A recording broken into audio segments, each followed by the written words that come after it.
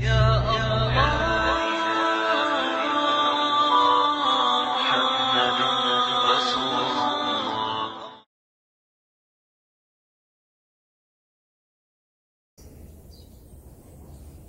بالله من الشيطان الرجيم بسم الله الرحمن الرحيم الحمد لله رب العالمين ثم الصلاة والسلام على رسول الله سبحانك لا علم لنا إلا ما علمتنا إنك أنت العليم الحكيم ولا فهم لنا إلا ما فهمتنا إنك أنت الجود الكريم أيها الإخوة والأخوات السلام عليكم ورحمة الله تعالى وبركاته أما بعد.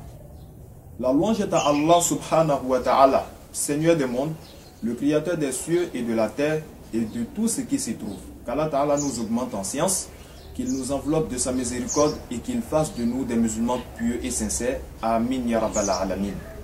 Masha'Allah, nous rendons grâce à Allah subhanahu wa ta'ala qui nous a permis une fois de plus d'être là pour vous parler un peu de ce qu'il faut savoir sur la sorcellerie. Parce que de nos jours, vous êtes censé savoir qu'il y a deux choses qui sont vraiment courantes. La sorcellerie et les attaques de djinns. Mais au fur et à mesure, nous constatons qu'il y a plusieurs personnes qui s'en vont chercher les solutions à ces différents problèmes dans le shirk. Le shirk, c'est l'associationnisme, le plus grand péché qu'il y a en islam. Pourtant, Allah subhanahu wa ta'ala a donné toute solution à tous nos problèmes au prophète Muhammad alayhi salatu wa salam. Et le prophète Muhammad alayhi salatu wa salam a donné des solutions à nos problèmes mystiques. Donc, le musulman doit savoir que la sorcellerie, les attaques de djinns, le fait d'avoir des blocages dans la vie, les problèmes de santé non solutionnés, etc. Toutes ces choses font partie de ce qu'on appelle les épreuves d'Allah subhanahu wa ta'ala. Face auxquelles le musulman, le croyant, quand il est éprouvé et comme dans toute situation, il doit davantage se tourner vers Allah subhanahu wa ta'ala. En multipliant ce que Allah ta'ala aime, naturellement, les prières, le jeûne, les bénédictions, etc. Et en évitant ce qui lui déplaît. Naturellement, les péchés, tels que le shirk en première position, la fornication, l'usure, etc. Cela étant, nous vous déconseillons d'aller chercher les solutions à vos différents problèmes dans le shirk, dans l'associationnisme. Parce que, à partir du moment où vous partez solliciter l'aide des sorciers, ou des charlatans, ou des voyants, ou des féticheurs, ou des devins, etc. Non seulement ces gens-là, ils vont vous faire plus de mal, comme nous le rappelle le Coran dans la sourate 72 au verset 6, mais en plus de cela, si vous partez leur demander de l'aide, ne serait-ce qu'une seule fois dans votre vie, ou durant même une seule seconde, vous êtes sorti à ce moment-là automatiquement de votre religion. À partir du moment où vous partez solliciter l'aide des sorciers, des charlatans, des voyants, vous sortez automatiquement de votre religion. Pour comprendre ce que je suis en train de dire, vous devez savoir que la sorcellerie, c'est une pratique d'une certaine forme de magie dans laquelle le charlatan, il travaille avec des djinns qui sont alliés avec le diable. Maintenant, quand nous lisons la sourate Al-Baqarah au verset 102, A'udhu billahi minash shaitanir rajim wa taba'u ma tatlu shayatinu ala mulki Sulaiman wa ma kafara Sulaiman walakinna shayatina kafaru yu'allimuna an-nasa as-sihra wa ma unzila ala al-malakaini bi babila Haruta wa Marut. Sadaqallahu al-azim. Si vous remarquez dans ce verset, il est mentionné le nom des deux anges Harut et Marut. Vous devez savoir que les deux anges Harut et Marut, ce sont les deux anges à qui Allah subhanahu wa ta'ala avait assigné la responsabilité d'enseigner la sorcellerie aux êtres humains à Babylone. Cela était au temps du prophète Sulaiman, qu'Allah ta'ala l'agrée.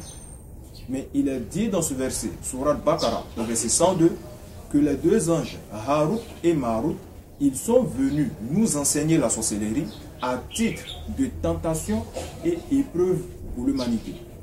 Voilà pourquoi il est précisé dans ce verset que les deux anges Harut et Marut, ils n'enseignaient rien à personne sans qu'il n'ait dit que nous ne sommes qu'une tentation.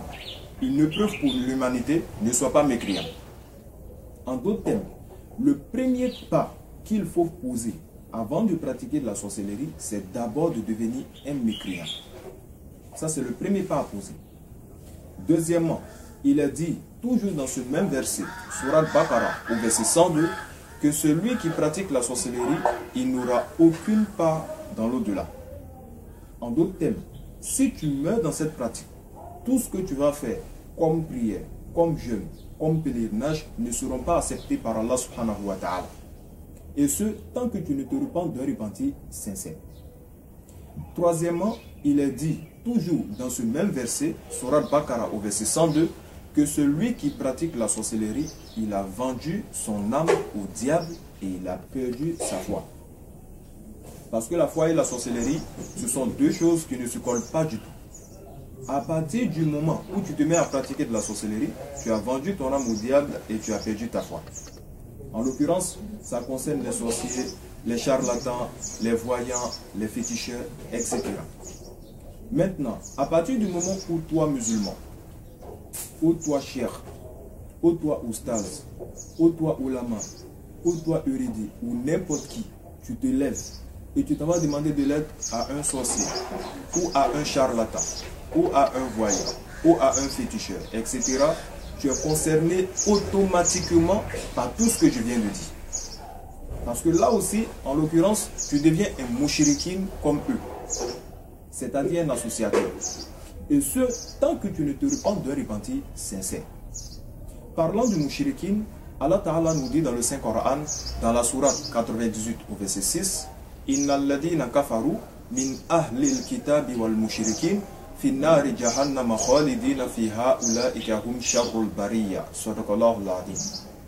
Allah Ta'ala nous dit, je cite, « Ceux qui ont mécru parmi les gens du livre, ainsi que les mouchirikin, les associateurs, ceux-là même qui associent à Allah subhanahu wa ta'ala, ils iront tout droit en enfer, là où ils demeureront pour l'éternité. Qu'Allah Ta'ala nous en préserve, qu'il nous pardonne et qu'il fasse de nous des musulmans pieux et sincères. Donc, en résumé, ce qu'il faut retenir de tout ça, c'est que le sorcier, le charlatan, le voyant, le féticheur, les devins, etc., une fois que tu commences à faire cela, tu n'es plus musulman, tu as vendu ton âme au diable, tu n'auras aucune part dans l'au-delà. Toute personne qui s'en va demander de l'aide à un sorcier, à un charlatan, à un voyant, il devient automatiquement comme eux. Il sera jugé comme eux le jour du jugement dernier et qu'Allah Ta'ala nous en préserve. Donc sincèrement, je ne souhaite pas ça. De tout cœur, je ne souhaite pas ça. Mais on ne sait jamais. S'il y a certaines personnes présentement qui m'écoutent et qui se reconnaissent dans tout ce que je viens de dire, je vous conseille de vous repentir d'un repentir sincère. Comme Allah Ta'ala nous dit, Ya ayyuhal ladina amanu, tubu ilallahi tawbatan nasuha. Ô vous qui avez cru, repentez-vous d'un repentir sincère. Maintenant ici, en l'occurrence, le repentir, il a 4 conditions. Premièrement, tu arrêtes. Si tu as l'habitude de pratiquer de la sorcellerie, arrête. Deuxièmement, tu ne recommences plus. Troisièmement, tu te débarrasses de tout ce qu'ils t'ont donné. Si tu as des talismans gris-gris, débarrasse-toi de ça. Si tu as déjà fait de la voyance, ne recommence plus. Et quatrièmement, tu redis Ashhadu an la ilaha illallah wa ashhadu anna Muhammadan abduhu wa rasuluhu alayhi salatu wa salam. Parce que à partir du moment où tu attestes, tu dis Ashhadu an la ilaha illallah wa ashhadu anna Muhammadan abduhu wa rasuluhu alayhi salatu wa salam, tu prends l'engagement total de te soumettre entièrement à la volonté d'Allah subhanahu wa ta'ala. Et comme j'aime le répéter, sur la terre, il n'y a pas 3 religions sur cette terre-là. Il n'y a que 2. Imma shakiran wa imma kafuran. Il y a la religion de Dieu, il y a la religion aussi de Satan. Il n'y a pas une troisième. Donc si tu n'adores pas Allah subhanahu wa ta'ala, tu adores Shaitan. Et si tu n'adores pas Shaitan, tu adores Allah subhanahu wa ta'ala. Maintenant Shaitan, où il ira avec ses alliés? Allah ta'ala nous dit dans le Saint-Coran, Inna Shaitan lakum aduhun fatakidhuhu aduha. Innama yadu hisbahu liyakun min ashabi sa'ir. Surakallahu al-azim. Allah ta'ala nous dit, Shaitan, il est pour vous un ennemi déclaré. Considérez-le donc comme un ennemi déclaré, car il appelle ses partisans à être des gens de l'enfer. Qu'Allah Ta'ala nous pardonne, qu'il nous préserve, qu'il fasse de nous des musulmans pieux et sincères. Sur ce, Subhanakallahumma wa bihamdika, نشهد أن لا إله إلا أنت نستغفرك ونتوب إليك سبحان ربك رب العزة عما يصفون والصلاة والسلام على المرسلين والحمد لله رب العالمين. السلام عليكم ورحمة الله تعالى وبركاته. إن الذين كفروا من أهل الكتاب والمشركين في نار جهنم خالدين فيها أولئك هم شر البرية. Les infidèles parmi les gens du livre, ainsi que les associateurs, iront au feu de l'enfer pour y demeurer éternellement. De toute la création, ce sont eux les pires.